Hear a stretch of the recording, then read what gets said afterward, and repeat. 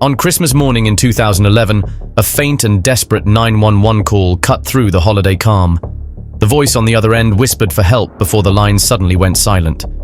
Within minutes, police arrived at a quiet Texas apartment complex, unaware they were about to walk into one of the most haunting crime scenes in the state's history. Behind the door lay a chilling sight. Unopened gifts, holiday decorations, and 7 lifeless bodies, all belonging to the same family. What appeared at first to be a festive gathering had ended in a massacre. But how could such horror strike on a day meant for joy and togetherness? And what hidden tensions could drive someone to commit the unthinkable on Christmas Day? This is the horrifying case of the Yazdan Pana family.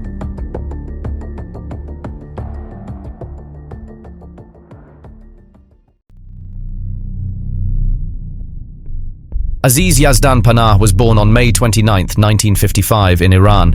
While many saw him as a strict and serious person, those who knew him well often spoke of how much he cared for his family. It was in Iran that Aziz met Fatemeh Rahmati, better known as Nasrin, who was born on February 4, 1956. The couple eventually moved to the United States and settled in Colleyville, Texas, where they raised their 2 children, 19-year-old Nona Yazdan Pana and 14-year-old Ali Yazdan Pana. Aziz provided for the family through his work in real estate, while Nasrin stayed home to care for the kids and was known for being more gentle and understanding. Although Aziz had a firm nature, one neighbor mentioned that he really loved his kids. On the outside, they seemed like a typical family chasing the American dream, but behind closed doors, growing tensions were quietly building. Tensions that would later lead to heartbreaking events that stunned the entire community. As time went on, Aziz and Nasrin's marriage grew more strained, much of it caused by ongoing financial problems. In 1996, Aziz admitted guilt in federal court for filing a false income tax return. As a result, he was given 3 years of probation, fined $1,000, and ordered to pay back $30,119. The financial burden added to the family's already difficult situation. By 1999, things had gotten so bad that the couple filed for bankruptcy together. Although the case was resolved within a few months, it signaled the start of a worsening financial path. Things took a turn for the worse in 2007 when Aziz left his job in real estate, cutting off the main source of the family's income.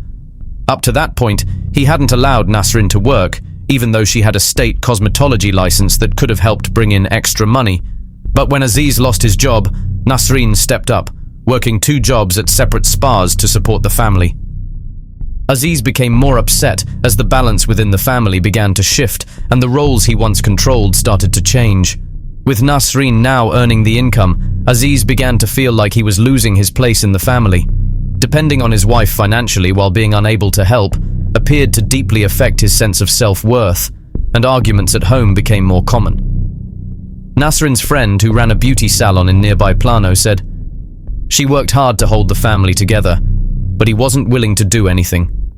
Friends and neighbors noticed growing tension at home, largely fueled by Aziz's anger over no longer being the main provider.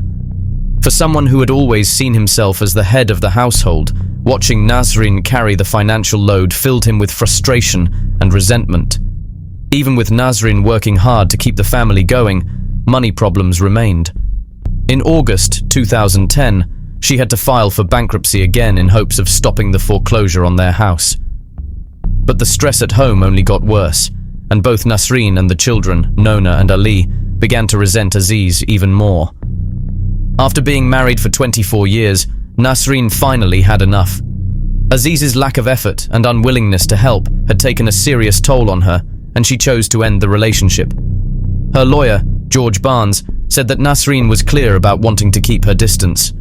"Please don't speak to the husband at all," she is said to have told him, showing just how strained things had become between them.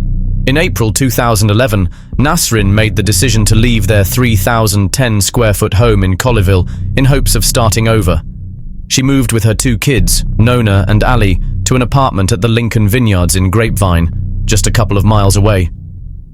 Aziz stayed behind in the family home. From the outside, their split wasn't obvious. Neighbors didn't notice much change and didn't even realize Nasrin and the kids had moved out. Fred Ditmars, who lived across the street, said the family still seemed close just months earlier. He remembered them attending a garage sale together. He also recalled seeing Aziz helping out at a high school debate tournament where Nona was competing. To those nearby, Aziz came off as a caring father and a friendly neighbor. Fred said from what they saw, he was involved with his children. He was pretty friendly, and if you passed by, he would always say hello.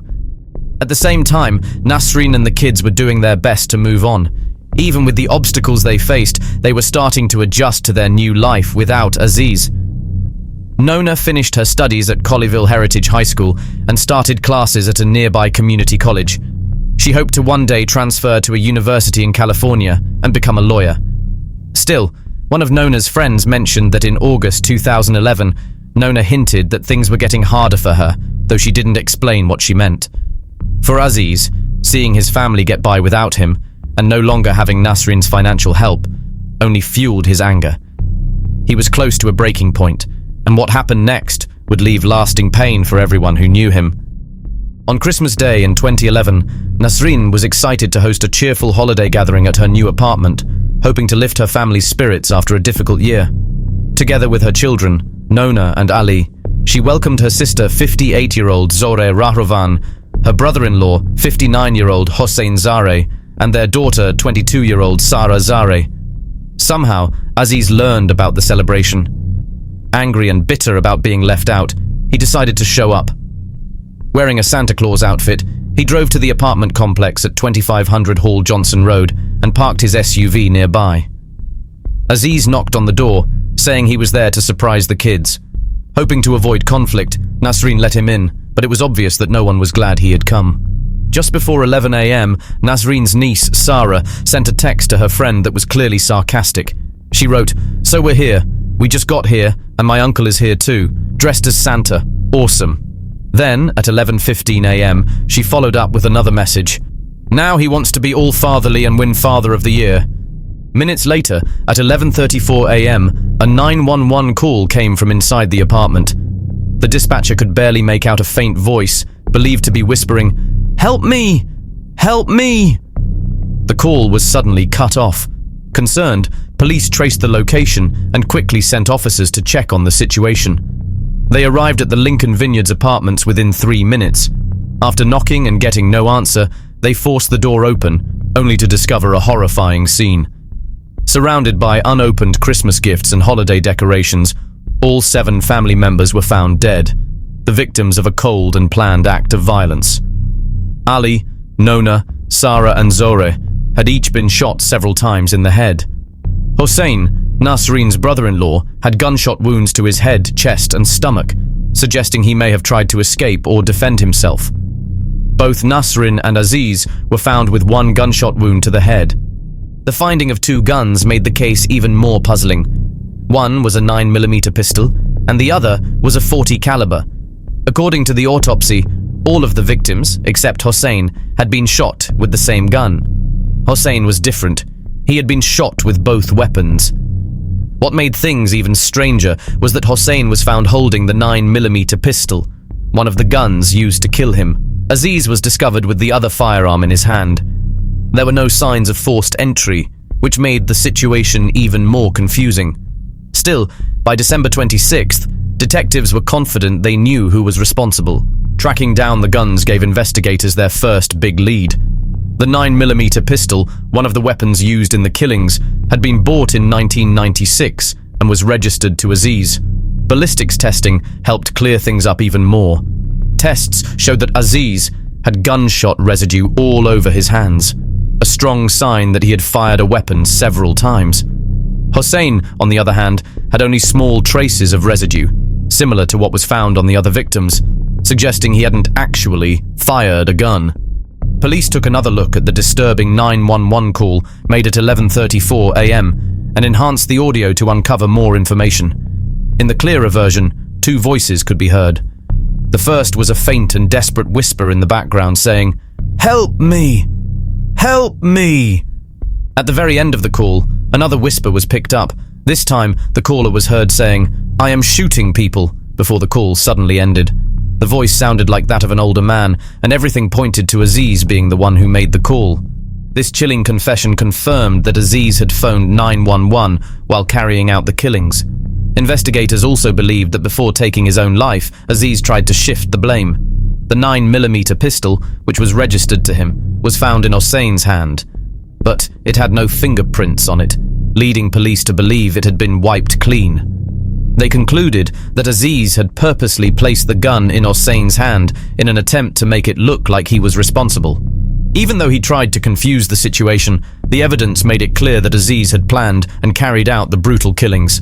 In one last effort to stay in control, he not only took the lives of his loved ones, but also tried to influence how the tragedy would be seen.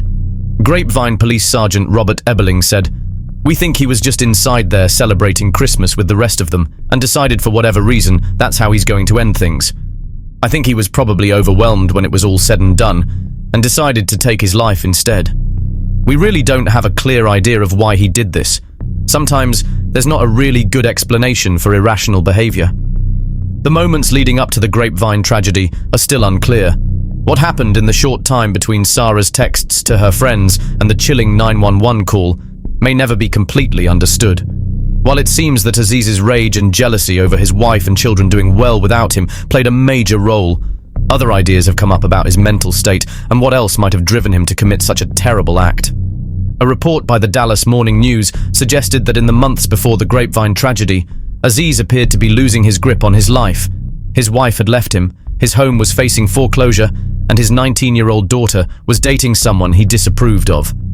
The article quoted Lacey Reed, a classmate and friend of Nona, who spoke about how strict and controlling Aziz was with his daughter.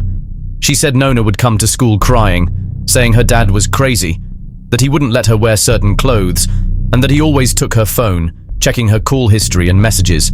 Nona was also not allowed to date until a certain age, and even then, she couldn't date anyone outside their race or religion. The same source also claimed that Aziz had set up surveillance cameras around the house to watch their every move, and had even nailed shut Nona's bedroom window to stop her from sneaking out to see her boyfriend. The Dallas Morning News also explored possible motives, offering a closer look into Aziz's mental state and strained relationships. Through public records, they uncovered police reports that revealed more about Aziz's jealousy, bitterness, and growing resentment in the lead-up to the murders. One possible source of Aziz's anger came from his strained relationship with his brother-in-law, Hossein. Police records show that Aziz had told a friend he and Hossein had cheated on their wives during certain trips where they used hotel rooms to meet with escorts. Aziz believed Hossein later broke that trust by only admitting Aziz's actions to Nasreen's sister, Zohra. This may have caused tension between them and added to Aziz's bitterness, possibly even explaining why he tried to frame Hossein. On top of that, Nasreen's choice to leave him and take the children had a deep impact on him. Reports claimed she left him in the family house without electricity or water. Kimberly Garcia, one of Nasreen's co-workers, told police that Nasreen left Aziz because he wasn't living up to what she described as his Muslim responsibility to take care of his family. To make things even worse, Aziz reportedly felt pushed out by his in-laws, especially Zohra, who he believed had a strong influence on Nasreen and the children. He told friends that Zohra made him look like a bad person and meddled in his marriage. Mark Baglari, a friend of Aziz, backed up this claim. He told police that Aziz often said Zohra had control over his wife and kids, leaving him feeling disconnected from his own family. Mark said in a phone interview, his sister-in-law had control over his wife and children, and they would listen to her when she called him evil. Before the Christmas gathering, Aziz had told Mark he planned to go, but later found out he wasn't welcome there. Mark believed that might have been what pushed him over the edge. They took away his pride. They took away his family, he added. In the months before the attack, Nasreen had shared her worries about Aziz. She spoke to the apartment management and said she was afraid of him. One of her co-workers also said that Nasreen had told her Aziz wasn't handling the upcoming divorce very well. A neighbor from Colleyville also mentioned that people sometimes called Aziz Packing Heat Bob because he had once talked about carrying a gun due to issues he was having with his daughter's boyfriends. Just days after the heartbreaking Grapevine tragedy, on the evening of Wednesday, December 28, 2011, the community came together to remember and grieve the loss of the Yazdan Pana family. A candlelight vigil was held, bringing friends, relatives and neighbors together in sorrow and disbelief over the 6 lives taken on Christmas Day. Fran Hosseini, a close friend of the family, spoke about the deep sadness felt by everyone who knew them, saying, "It's so hard to handle this tragic incident. They were just a sweet family. We are having a hard time understanding this." Fran also mentioned getting a call that morning from family members in Iran, who were worried that no one would be there to honor their loved ones, but she reassured them, telling them no one was going to forget them. Another close family friend who had been there when both Nona and Ali were born spoke of her heartbreak, saying, "Nona was so small. She cared about everyone. It's hard to put into words what we're feeling right now." Nasrin was remembered as a loving mother who worked hard to provide for her children, even when she wasn't feeling well. Kimberly Garcia, who worked with her at a spa in Southlake, praised Nasrin's strength and kindness, remembering how she often brought homemade meals to share with her co-workers. The boyfriend of Nasrin's niece, Sarah, shared memories of their last time together just 2 days before the tragedy. "We went to see Christmas lights. Christmas was her favorite time of the year. She left us happy," he said. Nasrin's sister Zoreh was fondly remembered by Rhonda Revels, who had worked for her in the 90s. She described Zoreh as warm and full of light, saying, "Zoreh was one of the kindest, most beautiful people, both inside and out." Another friend of Nasrin shared similar feelings, saying the two sisters, Nasrin and Zoreh, were the kindest people you could ever meet, like angels, and added that the entire Persian community was really heartbroken. Mona Hosseini, who had grown up alongside the children, recalled how close they all were. "They were like siblings. They even called each other brother and sister," she said. "Everyone loved them, and they were everyone's best friend." An unexpected and emotional moment came when a man named Robert Cisneros stepped forward and revealed he had been Nona's boyfriend for a long time. He explained that their relationship had been kept a secret because Aziz didn't approve of it. Police records showed a complicated history. Robert had reportedly been named in several Colleyville police reports, accused of harassing and threatening Nona after their breakup the year before. Nona had even shown officers text messages she said were threatening. Earlier in 2011, Robert was arrested for allegedly attempting to cause a head-on collision with the Yazdan Pana family's car, an incident for which he spent 38 days in jail. However, at the vigil, he denied the accusations and simply said he missed her so much. The vigil came to a close with a touching performance of Amazing Grace as mourners released white balloons into the night sky, expressing their shared sorrow and love for the family. While the reasons behind Aziz Yazdan Panah's horrifying actions remain deeply disturbing, they seem to reflect a man torn apart by inner conflict, unable to accept the collapse of his marriage and the growing distance between himself and his children. Instead of reaching out for support or confronting the emotional turmoil in healthier ways, Aziz chose a path that ended in a brutal tragedy. His actions left friends, relatives, and an entire community in shock, grappling not only with the heartbreak of what happened, but also with the sharp contrast between the person they thought they knew and the reality of what he became. It is sad and unfortunate what all the victims faced in the hands of this monster. As we remember this devastating story, our hearts remain with the innocent lives that were cut short and the loved ones left to carry the weight of their absence. If you found this video compelling, be sure to like and subscribe to our channel and check out our other videos. Thank you for watching.